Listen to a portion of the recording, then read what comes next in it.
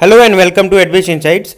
Today we will be talking about India's first dark sky reserve or also called as night sky sanctuary. तो video शुरू करने से पहले आप खुद बताइए कि आपने कब आखिरी बार सुकून से बैठकर आकाश की ओर देखा था। आई गेस ज़्यादातर लोगों ने बचपन में ही देखा था, तब बहुत सारे तारे दिखते थे। बट अब आज हम अपने बनाए हुए शहरों में इतना व्यस्त हो गए हैं कि भूल गए हैं कि ऊपर अंतरिक्ष में भी अनंत और असीमित तारों के शहर हैं। इस भागदौड़ वाली ज़िंदगी से समय निकाल कर अगर ऐसा हो कि हम किसी आइसोलेटेड और रिमोट सी जगह पर जाकर उस आकाश की साइंटिफिक और क्यूरियस ऑब्जर्वेशन कर सकें, तो ऐसी ही जगह का नाम है हैनली। हैनली एक छोटा सा गांव है, हैनली नदी के किनारे बसा हुआ है, जो कि पास्ट में ट्रेड रूट होता था तिब्बत और लद्दाख के बीच में।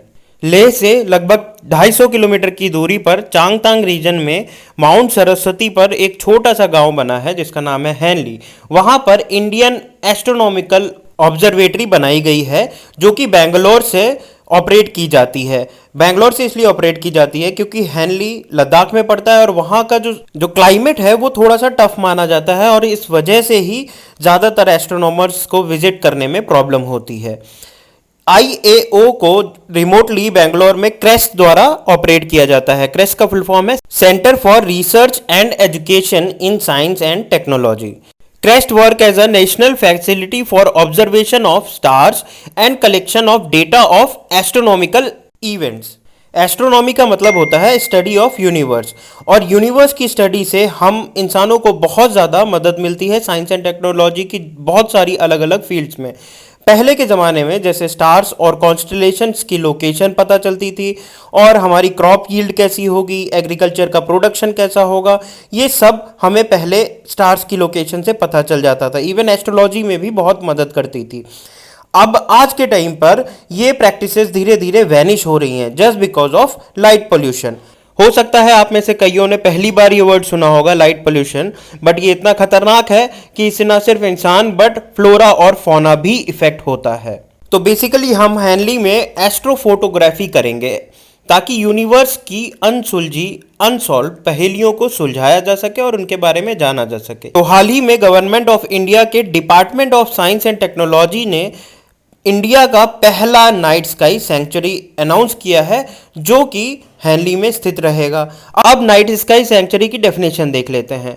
सेंचुरी का मतलब होता है रिफ्यूज लेना, मतलब कोई एक ऐसी जगह जो आपको किसी भी प्रकार के खतरे से बचा सके। और नाइट स्काई सेंचुरी का मतलब कि कोई एक ऐसी जगह जहां पे एस्ट्रोनॉमिकल ऑब्जर्वेशंस के लिए परफेक्ट कंडीशंस हों। अब वो परफेक्ट कंडीशंस क्या होती हैं वो आगे की स्लाइड में देखते हैं।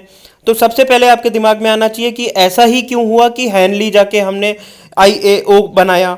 तो उसका मेन कारण हैनली की ज्योग्राफी है।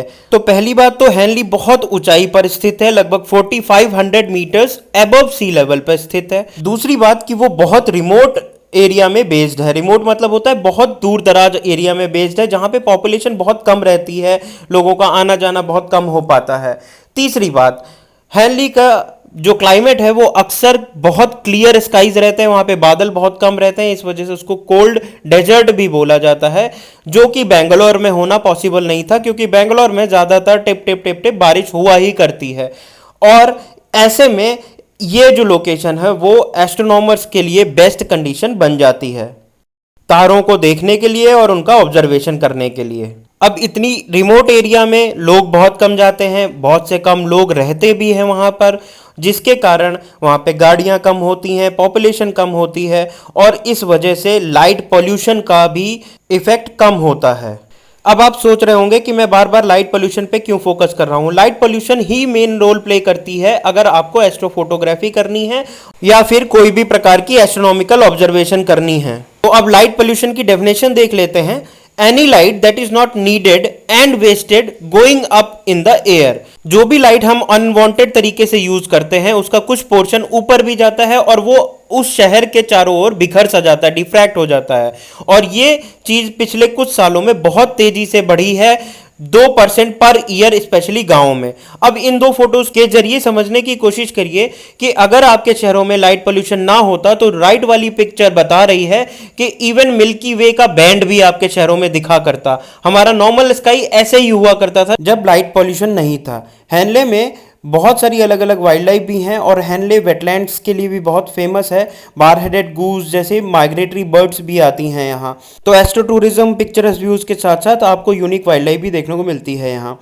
दो प्रकार के टेलीस्कोप हैं, एक का नाम है हिमालयन चंद्रा टेलीस्कोप जो कि एस चंद्रशेखर के नाम पे रखा गया है, जिन्होंने चंद्रशेखर लिमिट भी दी थी। तो ये टेलीस्कोप 2 मीटर क्लास टेलीस्कोप है जो कि मूवेबल भी होता है। दूसरे टेलीस्कोप का नाम है MACE, major atmospheric Cherenkov experiment telescope. Cherenkov telescope बहुत ही ज्यादा हाई रेंज वाली गामा रेज को डिटेक्ट करने के लिए बनाया जाता है। और 21 मीटर डायमीटर का मेस दुनिया का सबसे ऊंचाई पर रखा जाने वाला हाई एनर्जी सेरेनकोव टेलीस्कोप है। इस तरीके के वीडियोस के लिए एडविश को तुरंत सब्सक्राइब करें। Thank you.